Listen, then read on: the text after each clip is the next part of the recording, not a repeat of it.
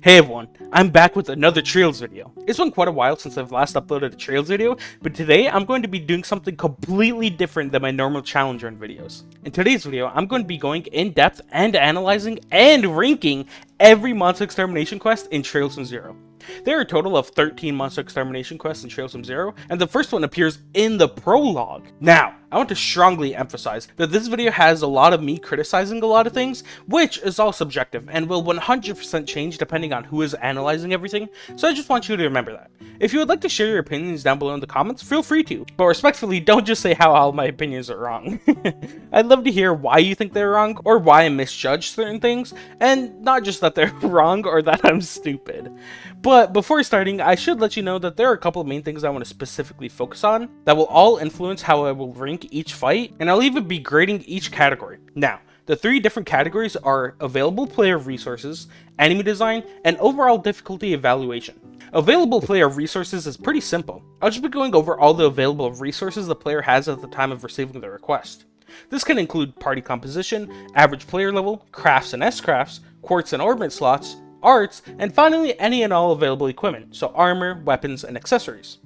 Enemy design is more talk about what kind of attacks and features the boss has available, so stuff like number of enemies, enemy rolls, enemy stats and resistances, and any attacks they have. Overall difficulty evaluation is pretty simple. I'll mainly just be going over how well the fight can be played blind. So for instance, if a fight requires a lot of setup and or preparation, and is really hard going into blind, then that'll greatly affect how it scores in this category.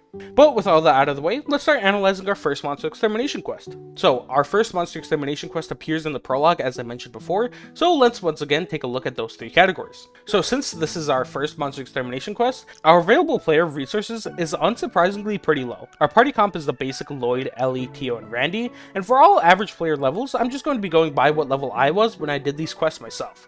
I did do a lot of the encounters when I had the chance, but I don't think I over-leveled myself, so I think it's fair. So in a first Monster Extermination, I was level 5, and in terms of crafts and S-crafts, each party member actually has their own S-craft, but overall, I'd say Lloyd's crafts and S-crafts in this fight are pretty useless. His regular craft Axle Rush is a small AoE craft that to be honest doesn't do too much damage, and his S-craft is just bad.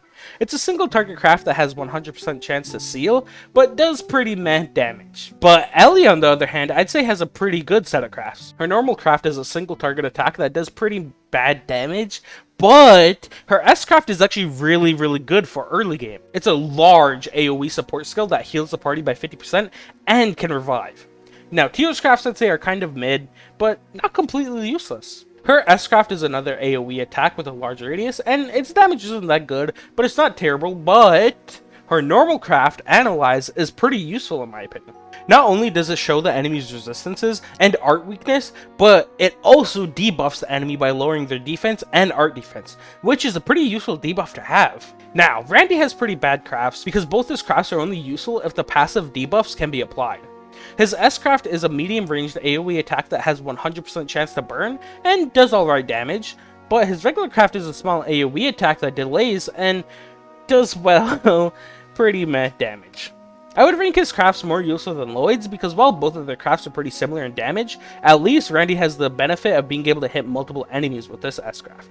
If I were to give each character their own ranking for each craft set, I'd give Lloyd a D, Ellie a A, Tio a B, and Randy a C. Now, in terms of quartz and orbit slots, well, this early in the game you hardly have any Sepith, and I was only able to unlock 2 slots for Tio, and while you do actually have quite a bit of quartz available to synthesize, it's pretty useless as you wouldn't be able to unlock any slots to actually use them.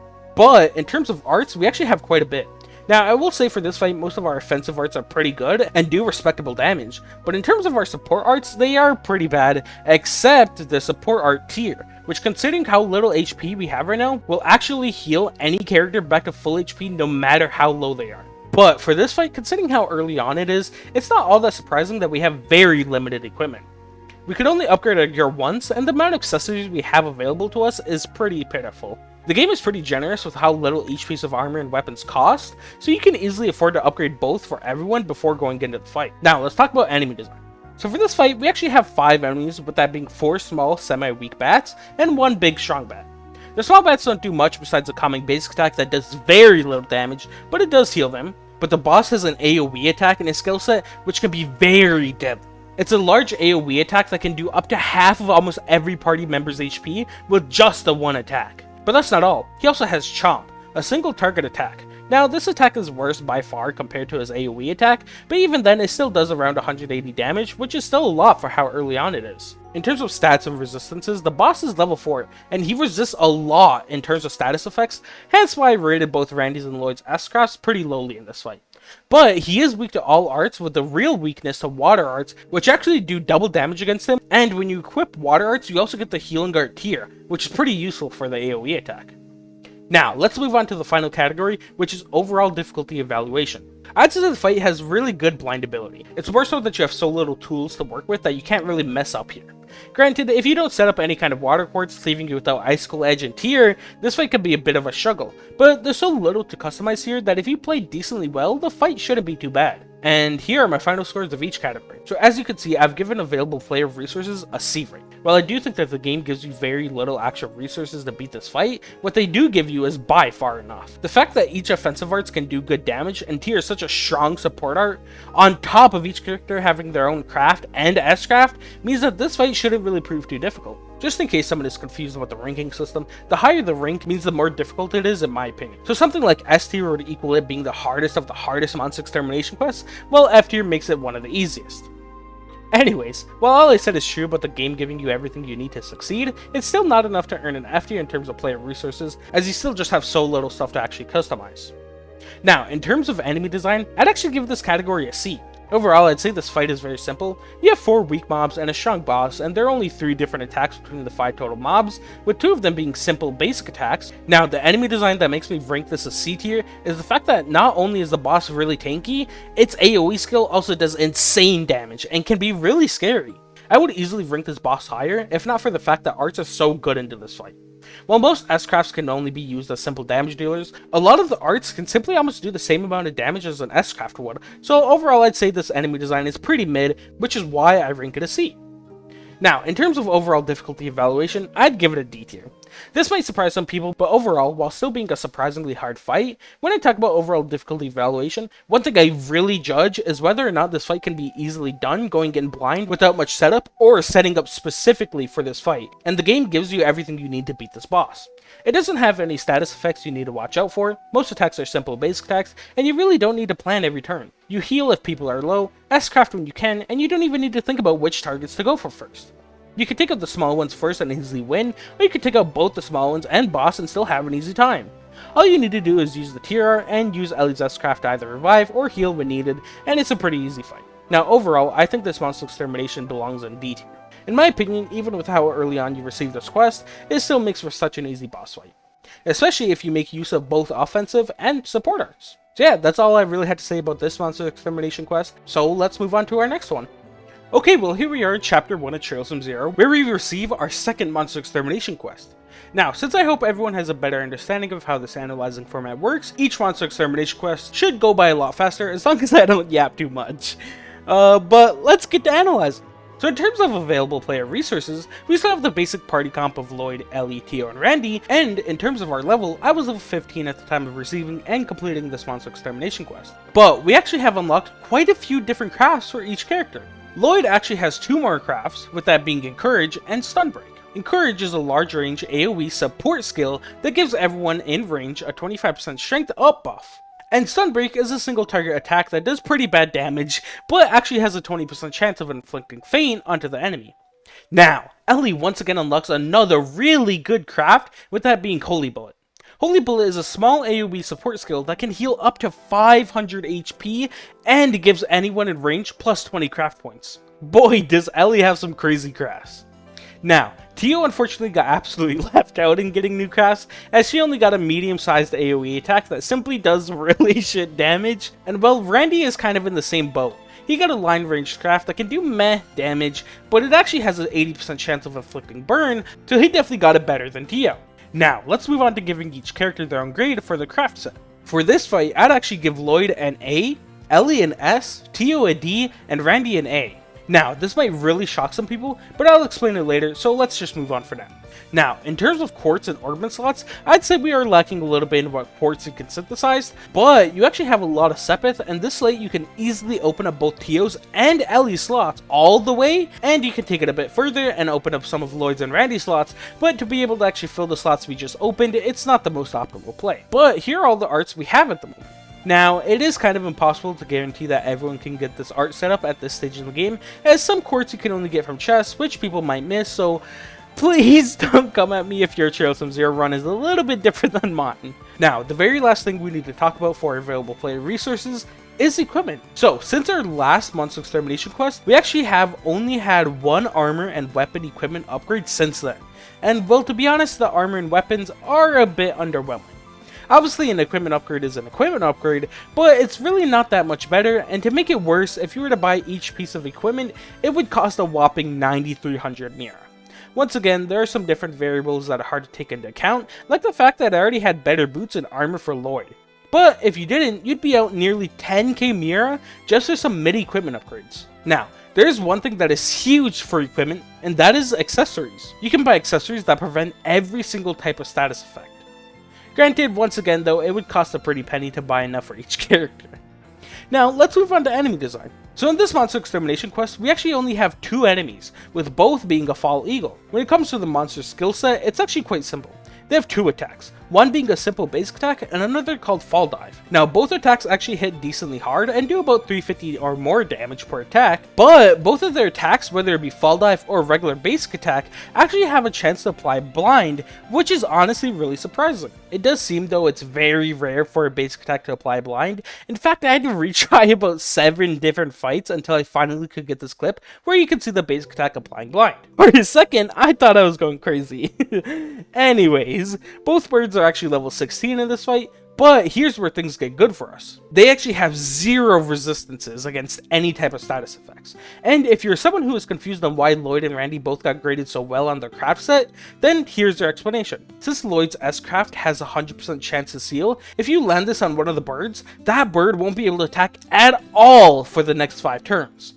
Now, his other crafts are still kind of mid besides some courage, but this is also why Randy plays so high, since his S-craft has a 100% chance to burn, and his new craft Salamander has 80% chance to burn.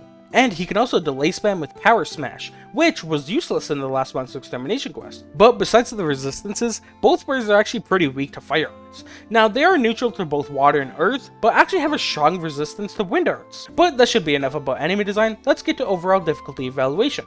I'd say this fight is easily blindable. The game sets you up perfectly to be able to win this fight easily, and there's nothing really that should be holding you back from winning this fight, whether you prep for it or not. And here are the final grades of each category. So as you can see, I've given available player resources a D.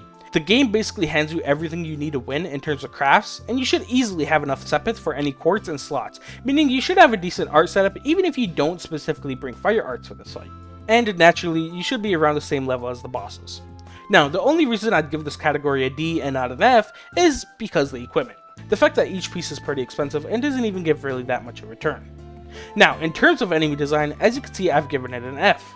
This may surprise you, but let's be real, this fight is a complete joke in terms of difficulty. There's only 2 bosses, both only have single target attacks, and can be easily defeated with the use of any kind of status effects. The lack of AoE damage in their kit allows their Holy Bullet to just make this fight a complete joke, and the only real thing you need to be careful of is their 1 in 5 million chance of blinding you. Obviously it's not 1 in 5 million, but it's so rare that it shouldn't be a problem. And let's be real, the bosses aren't even that tanky. They simply lack anything that would make them threatening. They have no reliable status effect, they have no HP, they lack AoE, they don't have good single target, and the best thing they have is the resistance to wind, and unless you're doing a wind arts only challenge run, you should have no problem. Anyways, time to move on to our last category, overall difficulty evaluation. Now, unsurprisingly to most of you, I've rated this category an F. I mean, the game gives you everything you need to succeed.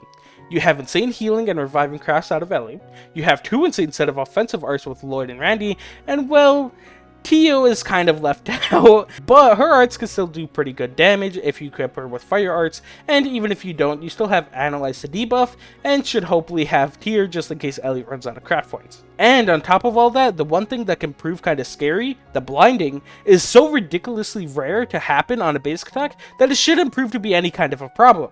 As long as you are at least level 15 and have all the crafts I had, then this fight should be easy peasy. And with all that being the case, I confidently place this Monster Extermination quest in F tier. This shouldn't be a surprise to anyone after receiving 2 Fs in the regular grading. So yeah, that's all I really had to say, so let's move on to our next Monster Extermination quest.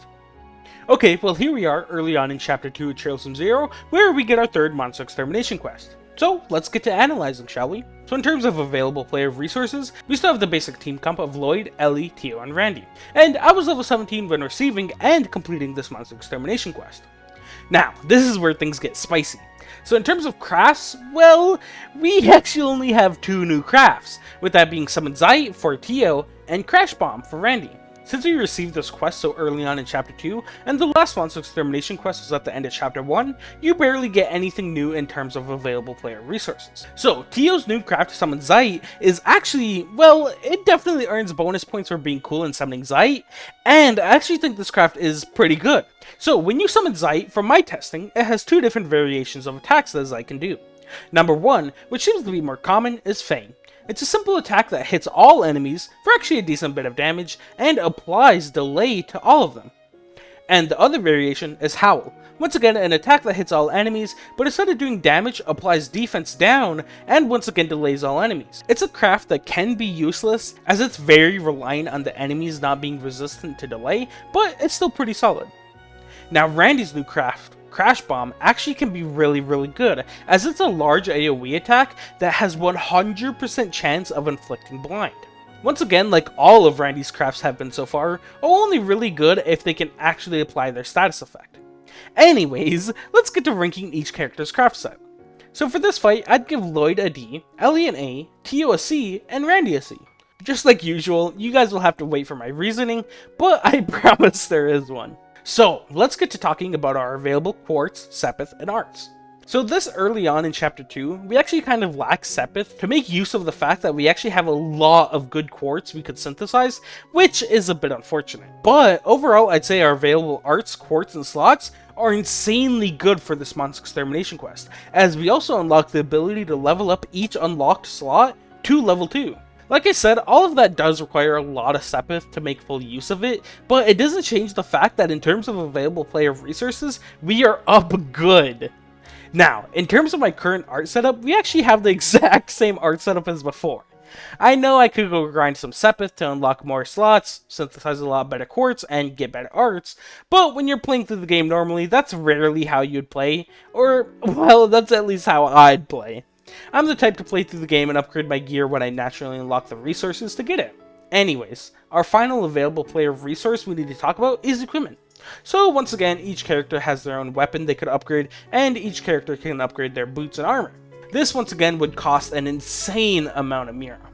I do think this equipment is far better in terms of stats for the amount of Mira spent, but if you were to upgrade everyone's weapons and get better armor for everyone, it would cost 16,600 Mira. Now, once again, we still have the same accessories available if you are struggling to status effects, so that's good at least. But let's move on to enemy design. So in this Monster Extermination quest, we actually have 3 enemies, with them all being the same Nepenthes G, which is honestly a crazy name. Anyways, when it comes to the monster's skill set, well, it's actually very dangerous. So the monsters have 2 different attacks in their skill set.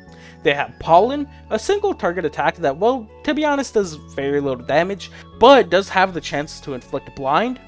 Okay, chat, hold on, because what is up with these monsters and blinding people? I don't get it, I'm already nearly blind in real life.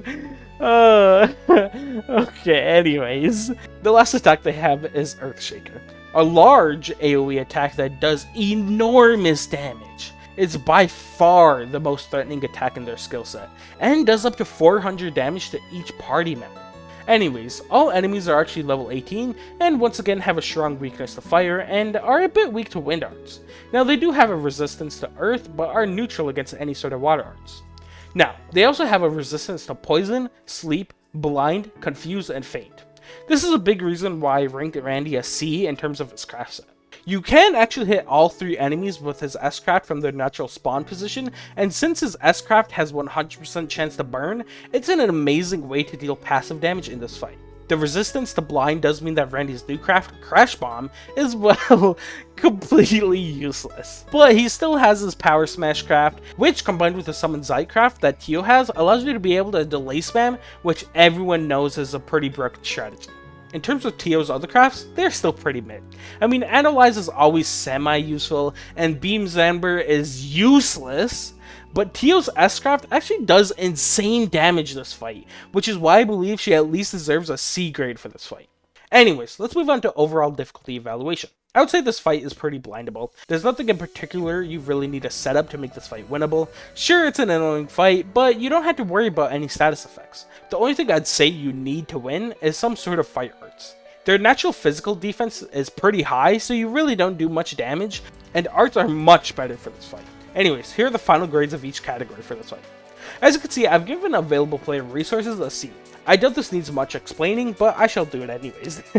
The big reason I've given available player resources a C is because the amount of resources you have available is insane.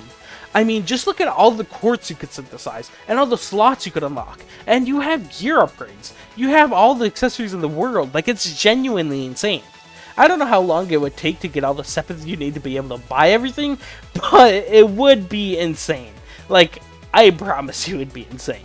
A big reason I give this a C instead of an F is because in terms of new crafts, well, we only have the 2 for Tio and Randy, and those 2 are kinda mid. Our new gear we could upgrade is alright, but we just genuinely really lack with the crafts. Now, let's move on to enemy design. So as you can see, I've given enemy design a B. Now, this may surprise people, but this Monster Extermination quest definitely throws hands with the enemy design. It's got reliable and frequent AoE. It's semi-tanky in terms of HP, but it is also really tanky when it comes to any kind of physical attacks. And well, that's kind of all, which is why it's a rank to B. It's still lacking any way of applying any kind of status effect, which holds it back from ranking higher, and it's still pretty weak to arts, especially fire arts. But in terms of overall difficulty evaluation, I'd rank this a B. Overall, I don't think this fight needs too much prepping to be able to win. One thing you need to do 100% to beat this fight is go in with craft points. In particular, you would like to have at least 100 craft points on Randy to get off his S-craft right away, but you definitely need at least 100, but preferably more on Ellie. The only real thing you need to do in terms of coming prepared for this fight is having fire arts. If you come in without fire arts, you could very easily struggle with this fight, especially if you come in craft pointless. This is why overall I'd rank this a B. While not needing anything for status effects or needing the best art setup, you will still struggle if you don't bring a decent setup. Now, with all that being said, I think it's definitely okay for me to place this Monster Extermination quest in B. Now, if you disagree, that is 100% fair, but overall, I think this Monster Extermination quest got hands! I mean, if you get hit by one of their combos, aka 3 back-to-back AoE attacks, then you are done for. And it's not just that, but if you don't come in with fire arts, or you don't come in with any craft points, man, good luck. Maybe it's not that bad, and I'm just a bad gamer, which is 100% possible, but I hope I've done enough Trails challenge runs to hopefully have some sort of, like, knowledge. But seriously, I think this fight deserves a B rank, because to me, it's like mid-tier, you know? I think it leans slightly towards the top tier of difficult Monster Extermination quests. Granted, this is only the 3rd one, so I could regret it, but we are also going to be getting stronger, not just the monsters. Anyways, enough of me yapping, let's get to our next Monster Extermination quest. Okay, well here we are in the second half of Chapter 2 of TrailsFromZero, where we receive our 4th Monster Extermination quest, so let's get to analyzing, shall we? So in terms of available player resources, we of course have the same comp of Lloyd, Ellie, Tio, and Randy, and I was level 18 at the time of receiving and completing this quest. Now, once again in terms of crafts, well, we are lacking again. We do have a very interesting craft that is a combo craft, which both Lloyd and Ellie have acquired. If you don't know what a combo craft is, it's, well, basically an S-craft that 2 party members can do together, but it does cost both party members 100 craft points to be able to use it. Besides the combo craft, we actually only unlock one new craft for Ellie called Wild Swan. It's a single target attack that isn't all that useful, except it does have the ability to impede both enemy arts and crafts. Now, let's move on to our character craft set ranking. So, for this fight, I'd give Lloyd a C, Ellie a B, Tio a C, and Randy an A. Per usual, you guys will just have to wait for the reason. Now, let's move on to Quartz, Sepith, and Arts. So once again, we really lack with how much Sepith we have to make use of all the new available quartz and slots. Now, while not unlocking anything new since our last Monster Extermination in terms of both quartz and slots, we still have the same available options. Now, since at this point in the game everyone's available arts will look completely different, I won't be going over my own personal art setup. So let's go to our final available player resource. So in terms of new equipment, well, we don't have any. Yeah, we have no new equipment, but we still have all the accessories we could buy, but let's just move on to enemy design. So for this fight, we only have 2 enemies called Savage One. Low-key, a tough-ass name. Anyways, when it comes to the monster's skill set, it's actually by far the most dangerous skill set so far. The monster has 3 different attacks. One of his attacks is a basic single target attack that does pretty decent damage, but has a very high chance of inflicting faint. Now, he also has an AoE attack called Flaming Snort, which, just like the name suggests, has a pretty decent chance of inflicting burn, while doing decent damage. And finally, he has a line attack called Savage Horn that does insane damage. While this attack has a lower chance of inflicting faint than his basic attack, it still can apply. Anyways, both enemies are level 18 and have a semi-weakness to fire, but are both neutral to wind and water, but they do resist any earth arts. But this is where things get juicy. These guys have absolutely 0 resistances to any type of status effects, hence why Randy plays so highly in terms of his cross set. Anyways, let's move on to overall difficulty evaluation. I'd say this fight is very hard blind. While you have a lot of things going for you like the no resistances to status effects and the fact that Randy is loaded with crafts that apply status effects, if you have no accessories equipped that can negate either their burn or their feint, then this fight can be very hard. But I think it's time we start ranking each category. So as you can see, I've given available player resources a D rank. While I do think that in terms of available player resources, you are lacking in a lot of areas like crafts, sepith, armor, and weapons, the game has something available to the player that can easily make this fight winnable, with that being the accessories. If you buy any accessories that stop fainting, then this fight will be such a cakewalk. It's not even funny. And that's not even mentioning you can buy another accessory that stops any chance of getting burned, and you will have nothing to worry about. Now, as you can see, I've ranked this enemy design a C. In terms of the monster's skill set, it is beyond deadly no matter which attack it uses.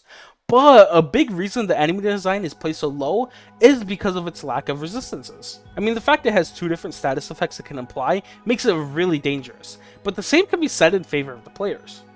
Now, as you can see, I've given overall difficulty evaluation an S. I know it's very wild of me to give it an S, but I think it's 100% deserved for overall difficulty evaluation.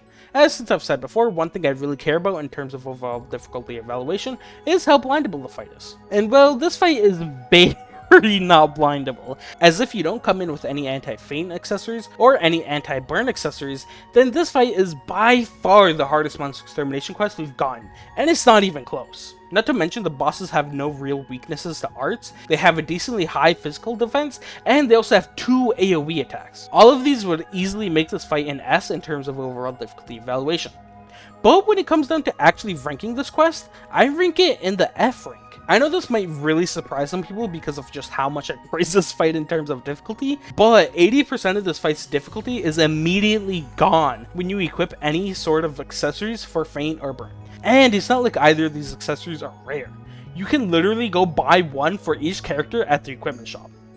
And not to mention, another 19% of the fight's difficulty is gone when you make use of Randy's crafts. You can blind, burn, and delay the monsters all with just Randy. And if you ever do get low, you have the healing crafts from Ellie. You can also seal one of the enemies for 5 turns, making them completely useless with Lloyd's S-Craft. I mean, if you prepare or think a little bit during this fight, then bam! This fight is a complete joke, and it's actually just funny. Now, I think that's enough for this Monster Extermination quest, and that's actually where I'm going to end this video, guys. I know I've only gone through 4 out of the 13 Monster Extermination quests, but I've decided to upload these in parts if you guys want to see the rest, that is. I know it's a bit unfortunate, but at the time of recording, this video is already 21 minutes, and I haven't even included this last quest, so it might be around 30 minutes, which I think is long enough. So, if you would like a part 2 and part 3, then comment down below. But this is where I'm going to end the video, guys, so thanks for watching, and I hope you all have a good day.